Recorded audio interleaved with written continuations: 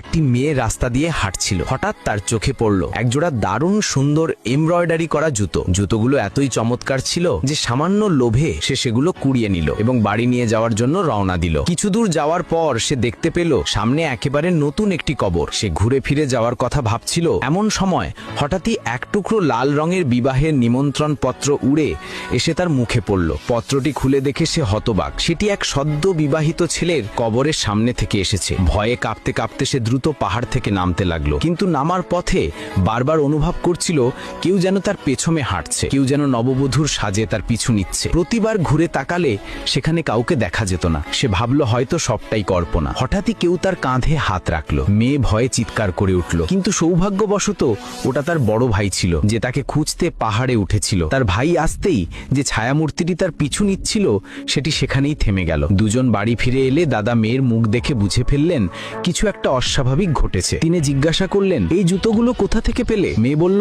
পথে একটা নতুন কবর ছিল আর তাতে লাল রঙের বিয়ের চিঠিও পড়েছিল। এ কথা শুনে দাদার মুখ ফ্যাকাশে হয়ে গেল। তিনি রাগে বললেন, মরা মানুষের জিনিস কখনো তোলা যায় না, এটা অশুভ। তুমি সেই জুতো তুলে নিয়েছো মানে তুমি ওই আত্মার সঙ্গে বিয়েতে রাজি হয়েছো। তিনি সতর্ক করলেন, দ্রুত সেই জুতো ওখানে ফিরিয়ে দে, নইলে রাত নামলে আর কিছু করার থাকবে না। কিন্তু মেয়ে ভাবলো দাদা শুধু কুসংস্কারে বিশ্বাস করেন। জুতোগুলো এত সুন্দর, ফেলে দেওয়া পাপ। সে সেগুলো গোপনে আলমারিতে রেখে ঘুমিয়ে পড়ল। পরদিন সকাল 9টা বাজলেও মেয়ে ঘুম থেকে ওঠেনি। বড় ভাই দরজা খুলে ভেতরে ঢুকতেই স্তব্ধ। মেয়ের মুখে সম্পূর্ণ নববধূর সাজ। মেয়ে অবাক হয়ে বলল, আমি তো মেকআপ করিনি, আমার মুখ এমন কেন? দাদা গম্ভীর স্বরে বললেন, এটা কোনো সাধারণ সাজ নয়, এটা সেই সাজ যা মৃত দেহে বিয়ের জন্য করা হয়। দাদা জিজ্ঞাসা করলেন, গত রাতে কি স্বপ্ন দেখেছিলে? মেয়ে বলল, আমি দেখেছি 8 জন লোক আমাকে নিয়ে গেছে আর বলছে চলো তোমার বিয়ে হবে। তারপর তারা আমাকে সেই এমব্রয়ডারি করা জুতো পরিয়ে দিল।